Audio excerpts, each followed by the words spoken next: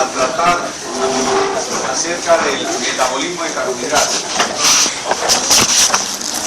Y el orden que vamos a seguir es el mismo que vamos a tratar de desarrollar para las grasas y para las proteínas.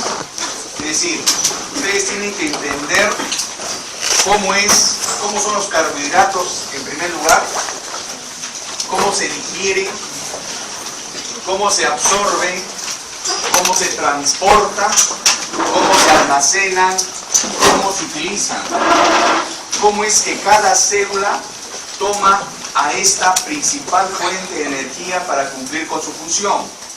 Y eso es lo esencial de esta parte. Es decir, cada célula tiene su función bien clara, programada genéticamente. Los genes programan la función de cada célula. Y cada célula tiene que cumplir esa función y lo hace aprovechando el aporte de nutrientes. Y lo hacen también porque su metabolismo y sus enzimas permiten que justamente los carbohidratos sean la principal fuente de energía para cumplir con sus objetivos. Entonces, esa es la noción de esta parte del capítulo. Entonces, por ello es que vamos a revisar el tema, ¿no? Y al revisar el tema, vamos a comenzar con algunos conceptos básicos que ustedes ya tienen conocimiento y vamos a ir penetrando poco a poco a qué es lo que hace la célula cuando capta la glucosa. Ustedes van a tener en cuenta que cuando vean un paciente y ustedes tengan su cifra de glucosa de 100, otro paciente de 180, otro paciente de 60 miligramos de glucosa en sangre, ustedes indirectamente correlacionan con el cuadro clínico, por supuesto, y tienen la obligación de interpretar qué está pasando con ese paciente en las diferentes situaciones. Para comprender esos detalles, primero tienen que comprender cómo es que la célula utiliza la glucosa para cumplir con sus funciones. Y este es el orden. Generalmente, este es el orden. Las grasas, los carbohidratos, las proteínas se digieren. ¿Y por qué se tienen que digerir? Porque son compuestos complejos. Y para asimilarlos, uno tiene que convertirlos en compuestos más simples para que se absorban y lleguen a la célula como esos compuestos simples. Desde la digestión, desde la ingestión, desde la ingesta de alimentos, hasta que el nutriente llegue a la célula, pasa por una serie de etapas que hay que comprender. Al final, la célula tiene toda la maquinaria enzimática para utilizar los nutrientes. Y ustedes van a ver que a veces son las mismas vías metabólicas y lo que pasa en cada célula va a depender, dependiendo de qué enzimas estén con mayor actividad, va a depender qué productos son los que están originando en cada célula. Pero son las mismas vías metabólicas. Entonces, siguiendo este orden, vamos a ver la digestión, la absorción y vamos a ver qué es lo que pasa cuando la glucosa, en este caso, llega a la célula y comienza a ser utilizada por ella. Por supuesto, no les voy a pedir este enredo, ¿no? Lo ideal sería que cada uno haga un papelógrafo, ¿no? ¿Dónde está la glucosa? Ni yo mismo lo sé, porque acá por ahí, este es el ciclo de Krebs, lo único que les puedo decir, ¿no? Y después es todo lo que sucede en la célula. Ustedes tienen que concebir a la célula como si fuera este cuarto, ¿no? Y en donde están una serie de circuitos, ¿no? Entra la glucosa, hace glucólisis, entra otra glucosa, hace glucólisis, entra otra glucosa, hace glucólisis. O sea, en una célula puede haber glucólisis indistintamente en el citosol. No es una glucólisis como aparece en el Harper. Son glucólisis, son ciclos de Krebs. Entonces, ya se imaginarán ustedes, si tuviéramos un medio virtual, cuál sería el grado de entropía y desorden que encontraríamos dentro de cada célula. Bien, comencemos entonces mirando los carbohidratos, es decir, nosotros ingerimos carbohidratos y generalmente nosotros ingerimos los carbohidratos complejos y deberíamos absorber carbohidratos complejos porque es lo fisiológico. Y ahí viene el primer mensaje. ¿Por qué a los diabéticos, por qué a los obesos les dicen ingiera carbohidratos, pero carbohidratos complejos?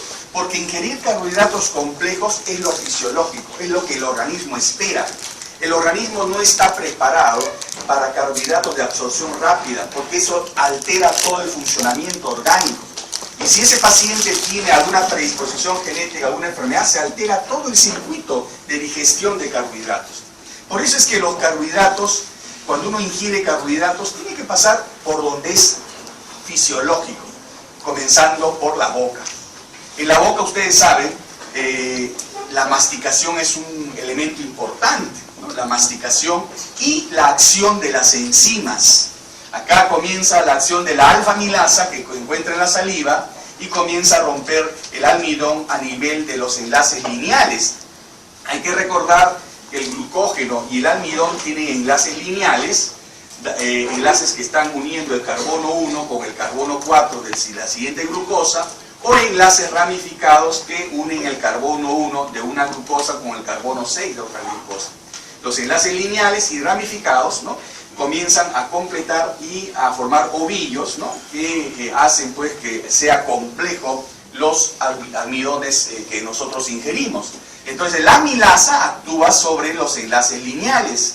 Después vamos a ver que hay otras enzimas que actúan sobre los enlaces 1,6 y los resultados van a ser pues otros productos que vamos a comentar.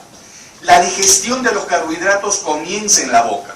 Y esta digestión no solamente implica la participación de la amilasa, sino el fenómeno de masticación.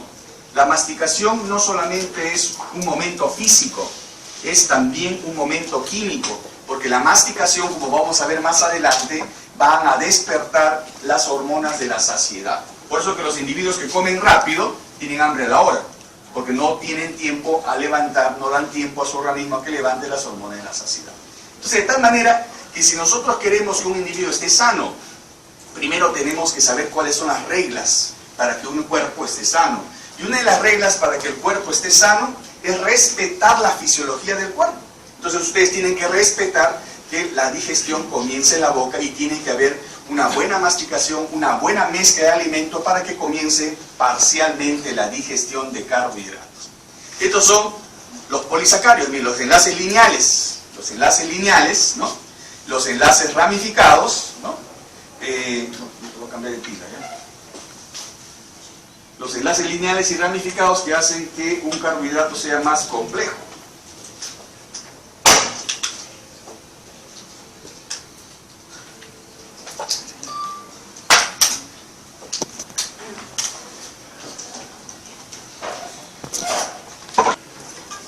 Entonces ustedes pueden ver enlaces lineales y enlaces ramificados.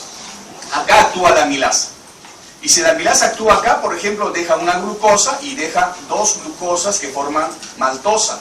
Pero si el corte es diferente, si el corte es acá, deja tres glucosas y acá deja una maltotriosa.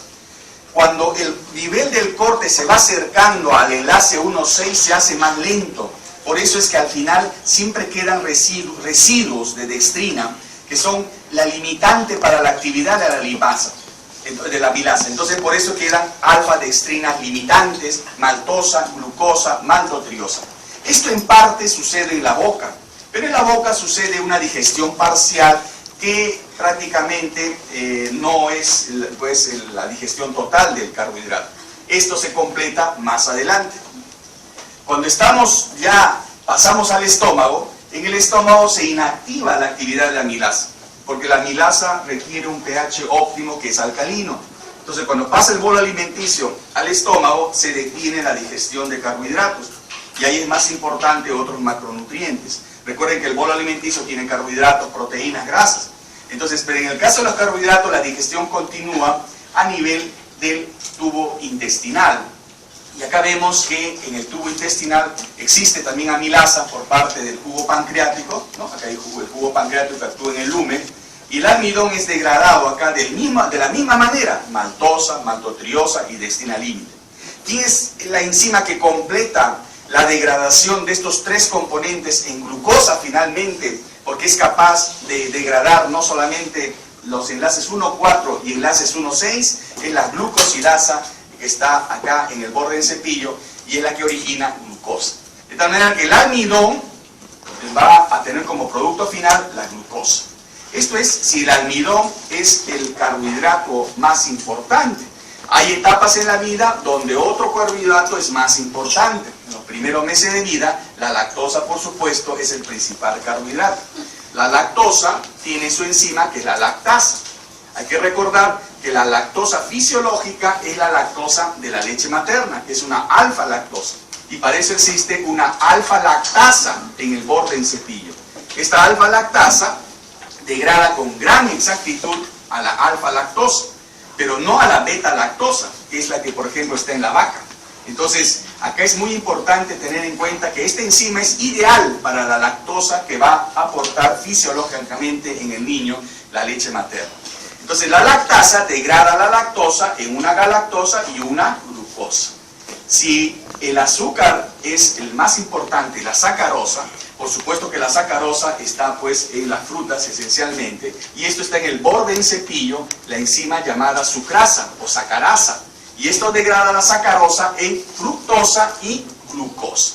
Entonces, al final, las moléculas complejas, especialmente el almidón, se convierten en moléculas simples, es decir, todo el proceso de digestión.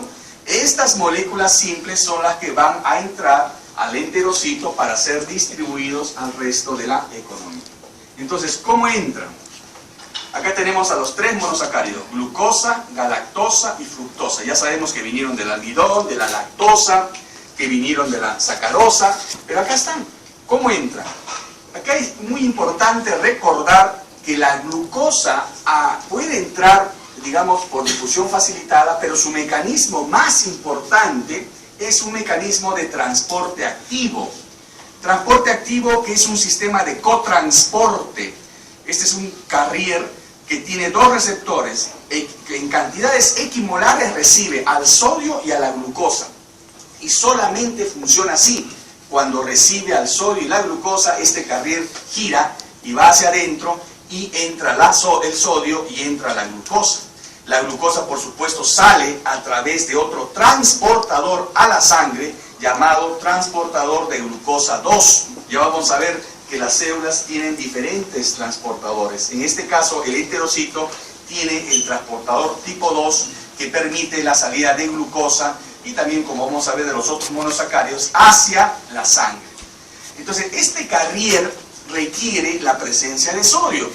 Y este carrier tiene también la función de permitir la entrada de sodio.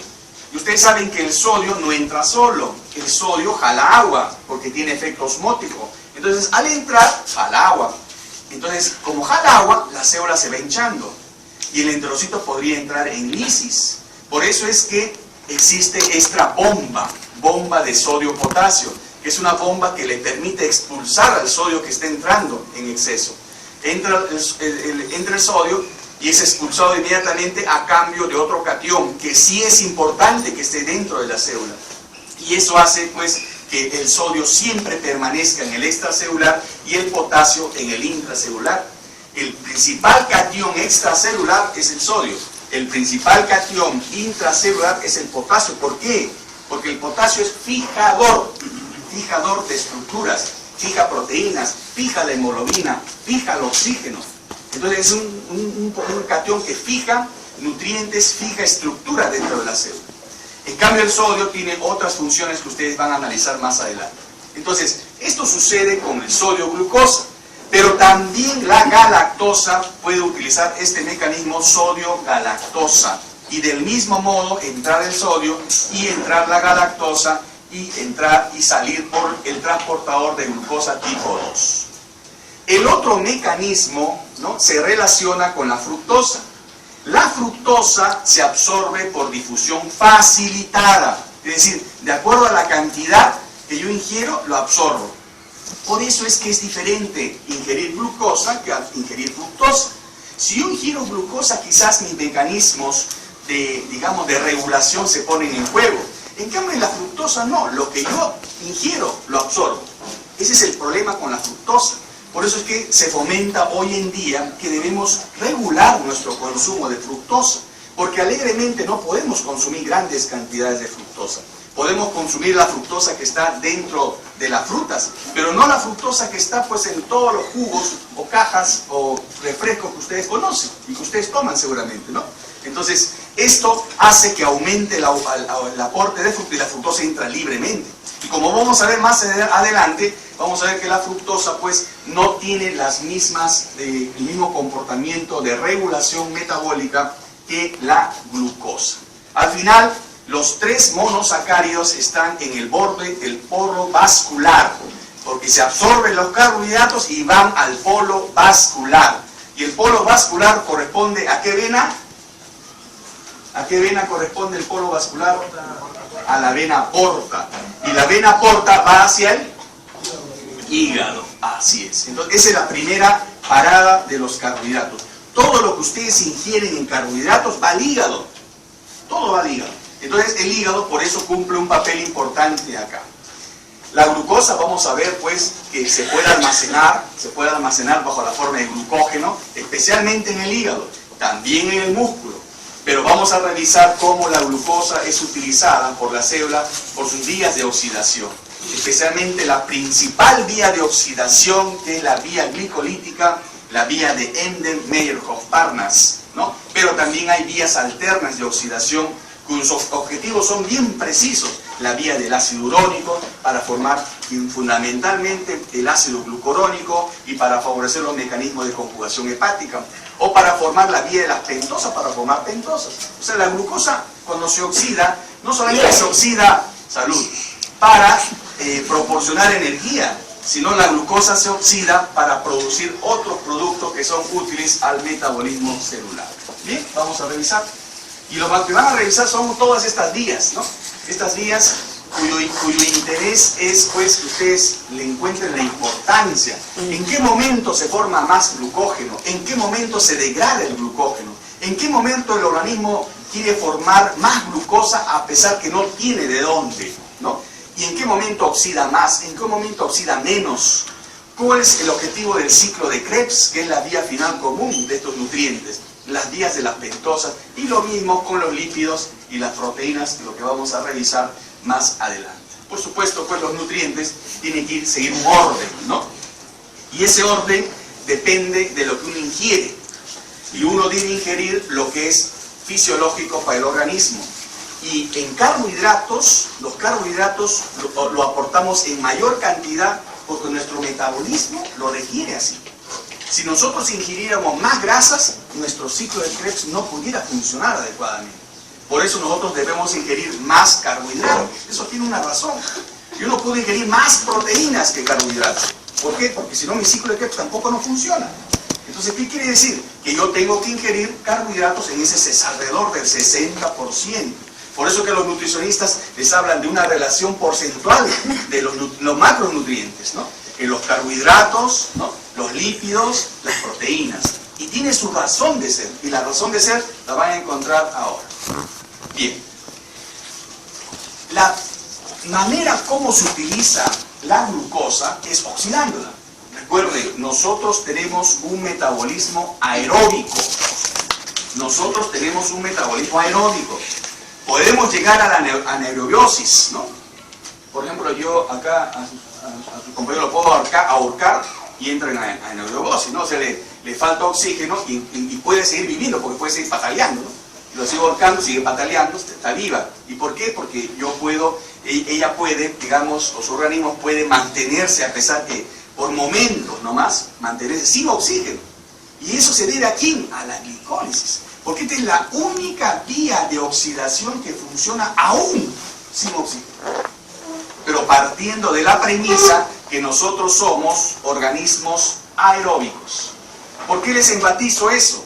Porque hay células que son anaeróbicas, las células neoplásicas. Las células neoplásicas son anaeróbicas. Entonces, si ustedes comprenden ese detalle, van a poder comprender por qué algunas células neoplásicas tienen el pH más bajo. Y ese pH más bajo, miren cómo si yo comienzo a trasladar las ideas, ese pH más bajo me hace que precipite calcio. Y por eso que en clínica, cuando uno ve a un paciente una calcificación en el silla turca, o ve una calcificación en el ovario, dice cáncer, neoplasia.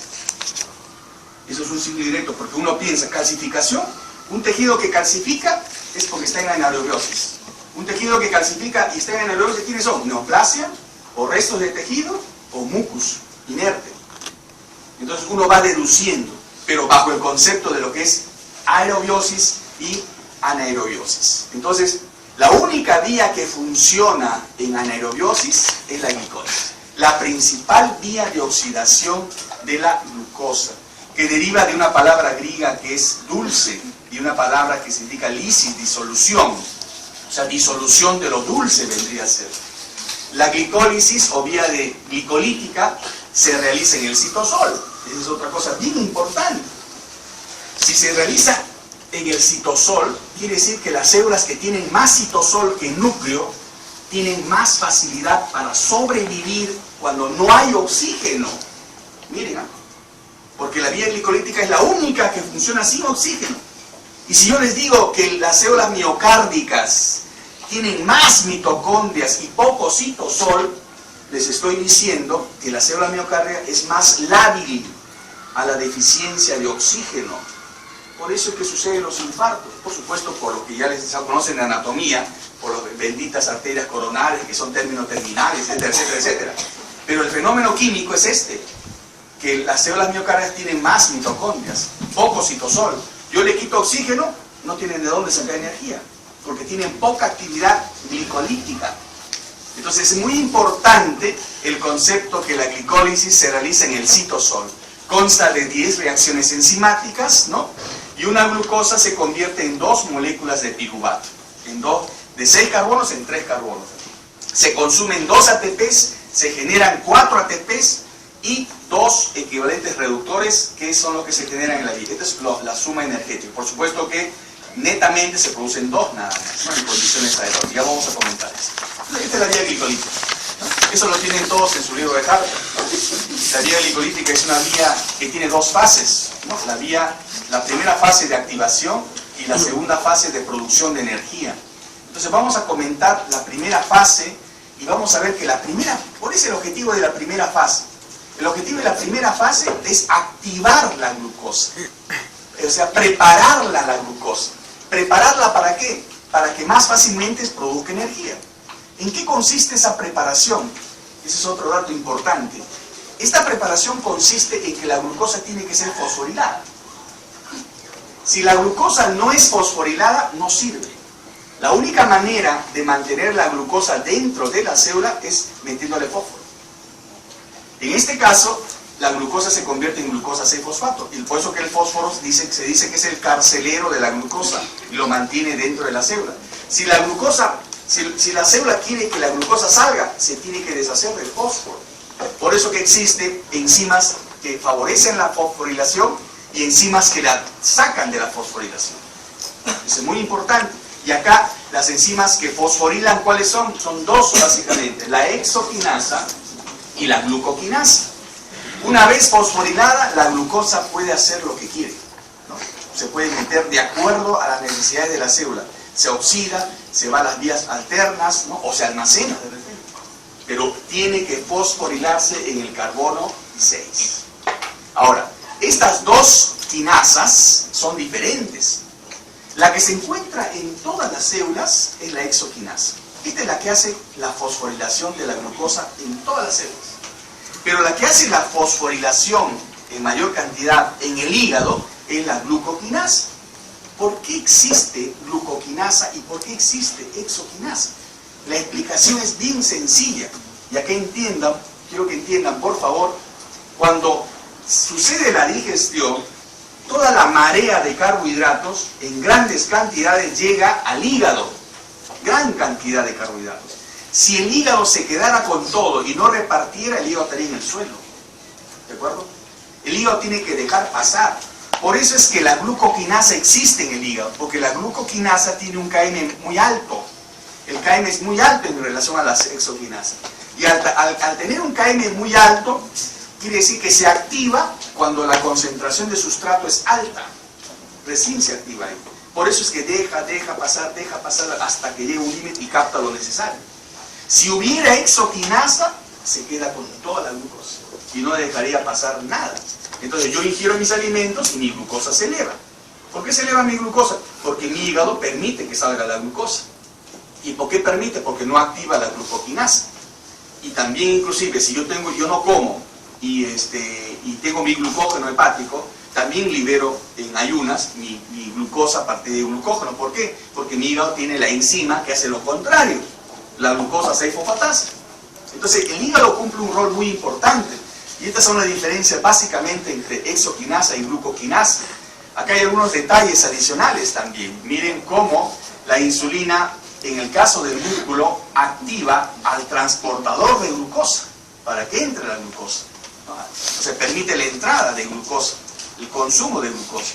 En cambio, en el hígado, la insulina lo que hace es prácticamente activar a la glucoquinasa para que fosforile la glucosa. Son dos mecanismos diferentes que permiten que la glucosa se utilice de manera adecuada. Acá está el primer paso. Veamos el primer paso de activación. Glucosa 6-fosfato. ¿De dónde tiene energía? Del ATP. Se hidroliza en presencia de magnesio, la exoquinasa. Recuerden, esta palabrita quinasa, cuando ustedes vean una enzima que tiene la palabrita quinasa, ahí está metido el fósforo. Cuando hay quinasa hay un fósforo que entra o sale. En este caso entra y se fosforila la glucosa 6-fosfato. Una vez que se fosforila, se reacomoda los carbonos. Porque, ¿qué es lo que sucede en la fase de activación? Se reacomoda para que esa molécula de 6 carbonos se divida en 3. Y eso es lo que va a suceder. ¿Y por qué tiene que dividirse en 3? En moléculas de 3 carbonos, para facilitar la producción de piruvato, como vamos a ver.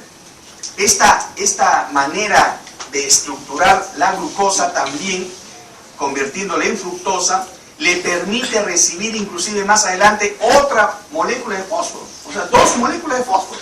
Miren, acá hay una isomerización que es reversible, porque la primera reacción era irreversible y forma la fructosa 6-fosfato. Acá está el fósforo en la fructosa. Y miren cómo esta fructosa 6-fosfato recibe otro fósforo, de tal manera que se convierte en una molécula ya que tiene 2 fósforos. O sea, es una cadena de 6 carbonos con 2 fósforos. Listo, se acabó. Ahora sí se pueden dividir, porque cada una se puede llevar un fósforo. Porque si tuviera un solo fósforo, la otra se deshace, la otra se mantiene. Se mantiene solamente la que tiene fósforo. Como las 2 tienen fósforo, entonces esta da origen a 2 triosas. Y por eso es que este mecanismo de formación de fructosa 1,6-difosfato, 2 fósforos, es muy importante y es llevado a cabo por esta enzima, la fosfofructoquinasa 1. La exoquinasa es una enzima alostérica. La fosfofructoquinasa es más alostérica todavía. O sea, se modula de acuerdo a la cantidad de ATP, de AMP, y de eso va a depender su actividad. Miren cómo consume ATP y se convierte en ADP en presencia de magnesio. Esta es la primera fase de activación. Esta enzima que convierte la fructosa 6-fosfato en fructosa 1,6-fosfato, miren cómo es alostérica. Cuando hay mucho ATP se inhibe. Lógico, si hay mucho ATP hay más energía.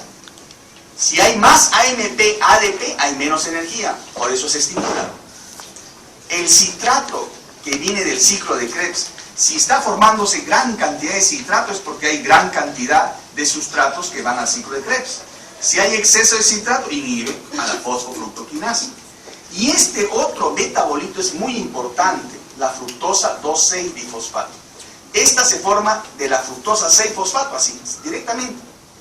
Y al acumularse, estimula a la misma fosfofructoquinasa para que forme la fructosa 1,6-difosfato. Esta es una reacción muy importante. Esta es la reacción de la fosfofructoquinasa, que es la segunda enzima alostérica. Esto tienen que recordar cómo es que la vía glicolítica se detiene o no se detiene, ¿no? O se estimula la vía glicolítica. Es más a este nivel, esos fenómenos de inhibición y de estimulación de la glicólisis. No se confundan, ¿no? No se confundan porque se pueden confundir. Miren cómo se confundió el perro. Bien, entonces nosotros estamos acá, en la fructosa 1,6-difosfato. Acá ya recién cada uno con su fósforo se divide en 2 moléculas de triosas, 2 triosas fosforiladas, la dihidroxiacetona fosfato y el gliceraldehído 3-fosfato, 2 triosas. La vía glicolítica sigue por la gliceraldehído 3, por acá sigue. la dihidroxiacetona fosfato generalmente se convierte en otra molécula de gliceraldehído 3-fosfato. De tal manera que, ¿cuántas moléculas de gliceraldehído 3-fosfato se forman? ¿Una o dos? Dos. Por eso es que la vía que era única acá se convierte en doble. Por eso es que al final se forman dos piruvatos a partir de glucosa. Dos. Entonces, eso es lo que tienen que recordar acá. La dihidroxiacetona fosfato en algunos tejidos, especialmente en el adiposo, se convierte en glicerol 3-fosfato y eso recibe ácido graso y se convierte en triglicéridos. Por eso cuando ustedes consumen exceso de carbohidratos, pueden dar lugar a que se formen triglicéridos por acá. Eso lo van a ver en grasas. Este es un enlace con el metabolismo de las grasas, la dihidroxiacetona fosfato. ¿Cómo se forma el gliceraldehído 3-fosfato? Acá ya comienza la segunda fase de producción de energía. Y acá está, la fructosa no sedifosfato se forma en dos triosas, la dihidroxiacetona fosfato y el gliceraldehído 3-fosfato. Ahí está, dos triosas. Y comienza el siguiente recorrido, ¿no? Por supuesto la interconversión, no se olviden, se puede convertir la dihidroxiacetona fosfato en gliceraldehído para oxidar, para seguir la vía de oxidación, y ya es doble, son dos moléculas de gliceraldehído 3-fosfato. Acá está el gliceraldehído 3-fosfato, ¿no? Recibe fosfato inorgánico, y esta reacción favorecida por una gliceraldehído fosfato, una deshidrogenasa en realidad. ¿Qué significa deshidrogenasa? Que pierde protones. Es una reacción en donde se pierde protones. Es una reacción muy importante. Acá los protones no pueden salir libres al medio. Si las reacciones químicas permitieran que los hidrógenos salen libres al medio, el medio se acidifica. Por eso es que existen estas coenzimas que captan a los protones. Captan a los protones y lo reoxidan en su principal vía de reoxidación, que ya estudiaron ustedes. ¿Cuál es la principal vía de reoxidación de estos equivalentes reductores? La cadena respiratoria. Esa es la parte también interesante de recordar. Esto se reoxida en la cadena respiratoria y vuelve acá. Se oxida, se reoxida acá. O sea, y eso permite que la vía siga funcionando. Esto es muy importante porque produce ATP. ¿Cuántos ATP produce un NAD reducido? 3, muy bien. ¿Cuántos NAD se producen en esta reacción? 1 o 2. 2. Recuerden que es como si entrara en un bar. 2. ¿No? 2. No es número romano, porque no es bien borracho, es número romano, ¿no? Entonces acá sí se producen ¿cuántos? 2 equivalentes reductores. Entonces, ¿cuántos ATP se forman? 6 ATPs, muy bien, 6. Acá se están, por eso esta vía es muy importante. Esta vía se produce en ATP siempre y cuando el equivalente reductor vaya a la cadena respiratoria. ¿Okay? ¿Y cuándo va la cadena? ¿Cuándo funciona la cadena? ¿Cuál es el requisito para que funcione la cadena respiratoria? ¿Cuál es? El oxígeno. Así es, ya comienzan a grabar. El oxígeno es el que determina si funciona o no funciona la cadena respiratoria. Si no funciona, si no hay oxígeno, no hay cadena respiratoria. Si no hay cadena respiratoria, esto no va a la cadena respiratoria. Y entonces, ¿cómo sigue? Ahora vamos a ver cómo sigue esta vía. ¿Dónde se reoxida el NAD reducido? Esa es la pregunta. Para continuar proporcionando NAD oxidado. Después vienen reacomodos. Miren cómo hay una quinasa, ¿no?, que permite pues que este 1,3-difosfoglicerato capte ADP y esto permita, acá ustedes pueden ver, el formar el 3-fosfoglicerato, ¿no?, y acá ven el fosfato, ¿no?, el fosfato acomodado. Y es un fosfato que permite marcar un enlace de alta energía. Recuerden que los enlaces de alta energía son los que tienen más de 5 kilocalorías. Entonces miren, y acá, acá pueden ver entonces cómo se forma este enlace, ¿no?, que es prácticamente el ATP que estamos comentando, que acá se forma energía en el siguiente paso. O sea, gracias a esta quinasa, ¿no?, se capta ADP y se incorpora un fósforo más al ADP y se convierte en ATP. Es la reacción donde se forma el primer ATP en la vía glicolítica. ¿Cuántos ATP se forman? ¿Cuántas? ¿Están en un bar? No, ¿viste cómo saben? Ahí está, es 2 ATPs, 2 ATPs. ¿Cuántas se formaron antes? ¿6? 6, más 2, 8, van 8. Ya van a completar la caja, ¿no? Entonces, seguimos. Miren, acá hay nuevamente un acomodo, ¿no? Una mutación formando el 2-fosfoliserato, ¿no? Y el 2-fosfoliserato libera agua y forma finalmente el precursor del piruvato, el fosfenol piruvato. Y esta va nuevamente a trasladar el fósforo al ADP. Y miren cómo forma la siguiente reacción de formación de piruvato, forma el segundo ATP. ¿Cuántos ATP se forman acá? 2. ¿Cuántos ATP se forman anteriormente? 2. Más 6, son 8 en total, ¿no es cierto? ¿Cuántos se consumieron? ¿Cuántos ATP se consumieron? 2. 8 menos 2, 6. O sea, sería 6 ATPs del producto de la glicólisis, ¿no? 6 ATPs. Acá está el piruvato. El piruvato es el producto final de la vía glicolítica. Este piruvato, usualmente, si hay oxígeno, va hacia el ciclo de Krebs. Pero si no hay oxígeno, se fermenta lactato. Este pasaje es vital para que ustedes comprendan por qué la vía glicolítica sigue funcionando en anaerobiosis. ¿Por qué? Porque habíamos dicho que el NAD reducido tenía que oxidarse ¿dónde? En la cadena respiratoria. Pero si no hay oxígeno, este NAD reducido, ¿dónde se reoxida? En la fermentación láctica. Miren, el NAD reducido entra y sale NAD oxidado. Y este NAD oxidado nuevamente va a la reacción inicial. Entonces, esta reacción que no produce ATP, sí reoxida al NAD reducido y permite de cierta manera complementar la acción de la cadena respiratoria y permite que la glicólisis siga funcionando, aún falte oxígeno. Entonces, ¿quién es la reacción que permite que la glicólisis funcione en anaerobiosis? Es la fermentación láctica. Entonces, usted va a comprender por qué cuando un individuo tiene dificultad para respirar, tiene dificultad para tomar oxígeno, hace acidosis. ¿Por qué hace acidosis? Porque acumula lactato, ¿no? Y al hacer acidosis, las enzimas se alteran. Por eso es que el organismo en estado extremo produce una disfunción multiorgánica, ¿no? En todos lados. Entonces, por eso es importante asegurar que el pH se mantenga dentro de límites adecuados.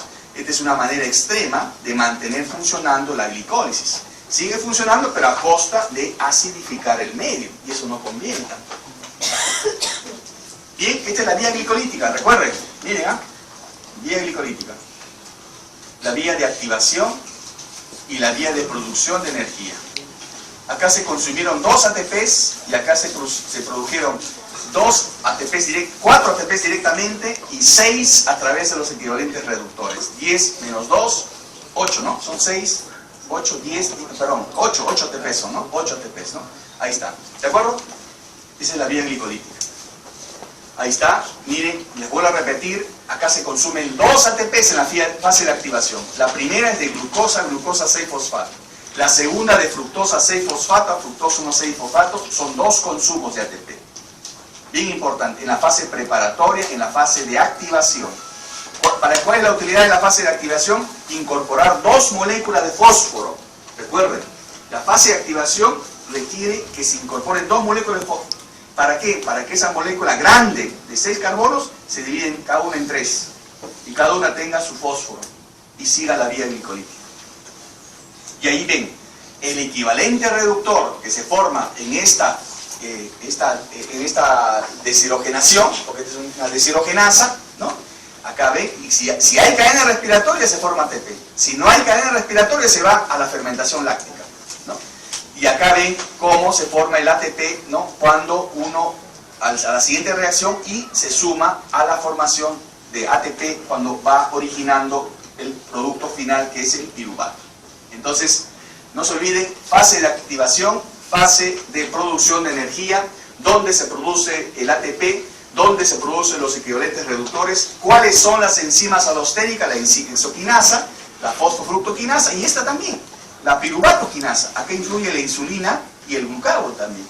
La insulina la activa y el glucagón la inactiva. O sea, es una enzima también alostérica. Son 3 enzimas alostéricas, exoquinasa, fosfofructoquinasa y piruvatoquinasa. Un detalle importante, acá está, glucólisis aeróbica y anaeróbica. En la glucólisis anaeróbica o glicólisis, el piruvato por acción de la lactato deshidrogenasa se convierte en lactato, con consumo de NAD reducido. Acá está bien claro. En cambio, cuando hay oxígeno, el piruvato pasa a acetilcoenzima por acción de la piruvato deshidrogenasa. Es el complejo de la enzima. Acá está. Se oxida la glucosa, forma piruvato, si hay o no hay oxígeno. Si hay oxígeno, el siguiente paso es incorporarse a donde se encuentra el ciclo de Krebs, acá, adentro de la matriz mitocondrial, ¿no? Entonces, recuerden que la vía glicolítica está en el citosol. Si no hay oxígeno, se fermenta hacia lactato. ¿Está claro? ¿Preguntas? Bien, ahora, ustedes comprenderán que el NAD reducido y el FAT, los coenzimas, están fuera, ¿no? El NAD está fuera, en el citosol. El NAD tiene que llegar a ¿dónde hemos dicho? A la cadena respiratoria. ¿Y la cadena respiratoria dónde se realiza? En la matriz mitocondrial, ¿no es cierto? Entonces, el NAD tiene que atravesar la membrana mitocondrial, pero lamentablemente cuando está reducido no puede atravesarla. Entonces hay lanzaderas, o sea, como lanzar adentro, ¿no? Como un ping-pong, lanzar adentro. ¿Cómo la lanzan? El NAD reducido utiliza la dihidroxiacetona fosfato, que es la triosa, recuerden.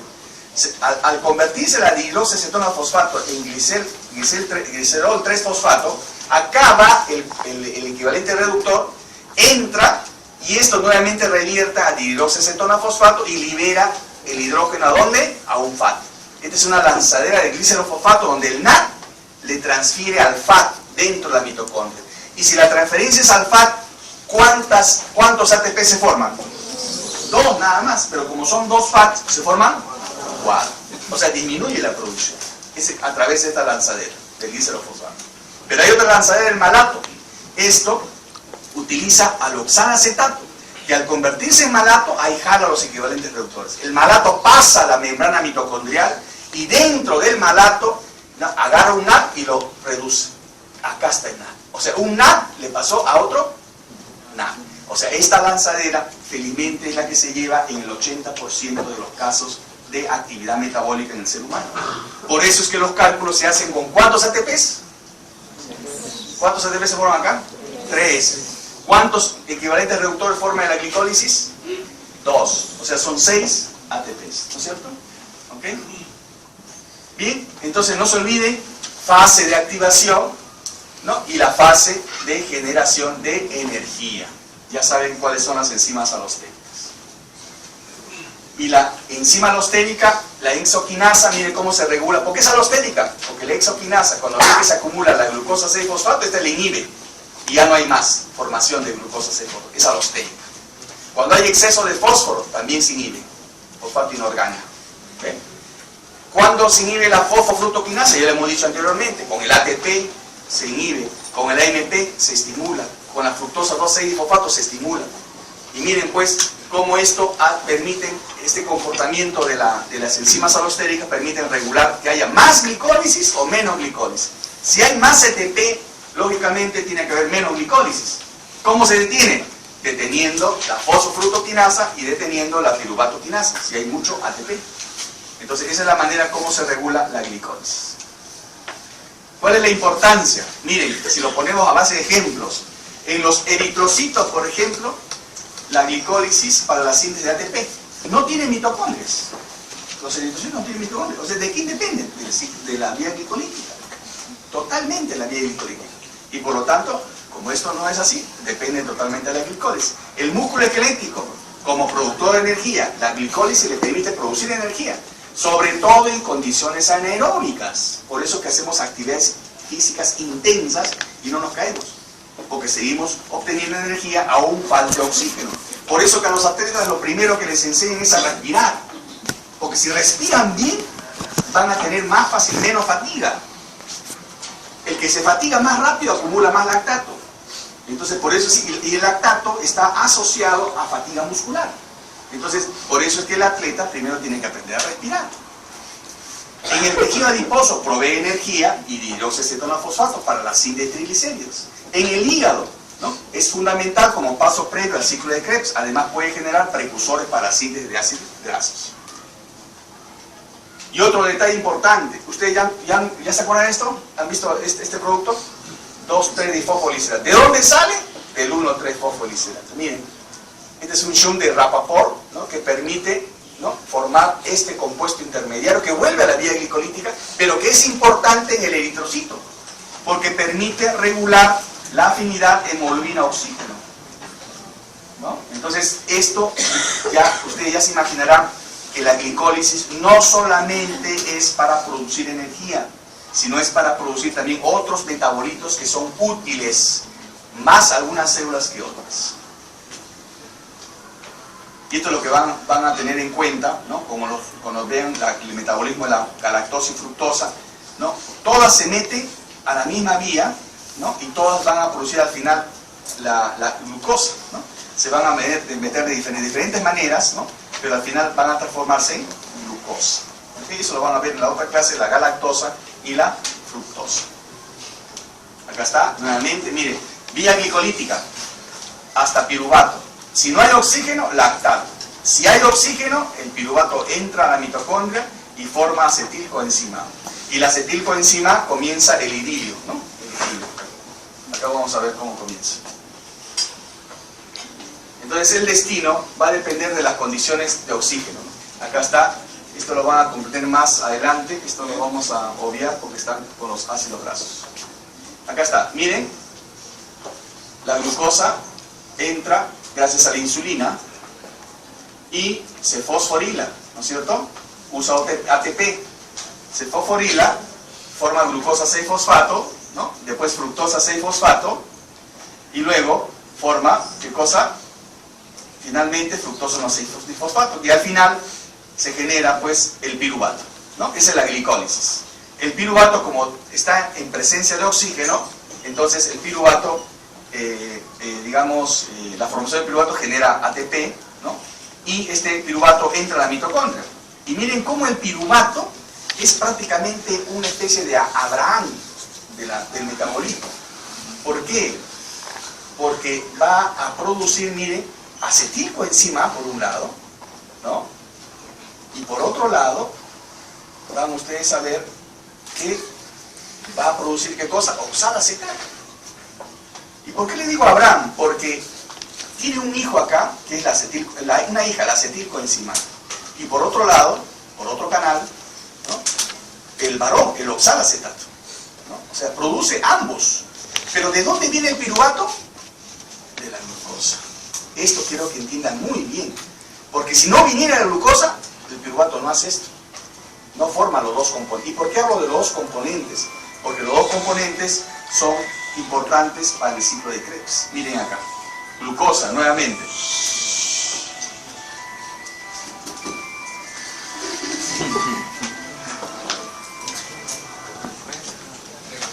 Miren, en este caso, la glucosa aumenta. Miren, la insulina viene, permite que entre la glucosa. Miren, glucosa dentro del citosol, vía glicolítica, listo. Piruvato, ahí está. Piruvato. El piruvato entra a la mitocondria. ¿Y qué hace el piruvato? El piruvato ya forma oxalacetato y ¿qué hace más? Forma acetilcoenzima. Ahí está. ¿Y qué hace el acetilcoenzima? La acetilcoenzima se casa con el oxalacetato, ¿no? Y comienza el idilio. Ahí está, sus hijitos. El citrato, isocitrato, ¿no?, todos los vidrios del ciclo de Krebs. Eso quiere decir que el ciclo de Krebs, el funcionamiento adecuado del ciclo de Krebs, ¿de quién depende? De glucosa. Por eso es que nosotros ingerimos más glucosa. Ustedes van a ver, cuando ingerimos más grasa, el ciclo de Krebs no funciona. Y como no funciona el ciclo de Krebs, comienza a acumular acetilcoenzima. Y ya vamos a ver más adelante hacia dónde se va acetilcoenzima que se acumula. Entonces eso es muy importante recordar aquí.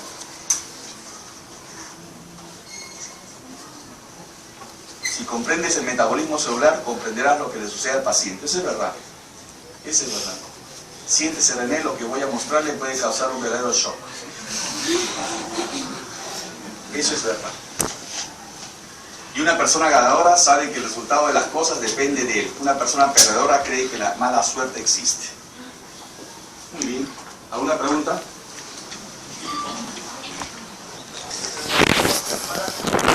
Claro. Acá está. La lanzadera de malato, pero el NAT reducido que se producía en la vía glicolítica tenía que reoxidarse en la cadena respiratoria, ¿no es cierto? Pero para pasar a la cadena respiratoria tiene que atravesar la membrana interna mitocondrial. Lamentablemente el NAT cuando está reducido no atraviesa la membrana, es impermeable. Entonces para pasar utiliza dos estrategias, la lanzadera de glicerofosfato y la lanzadera del malato.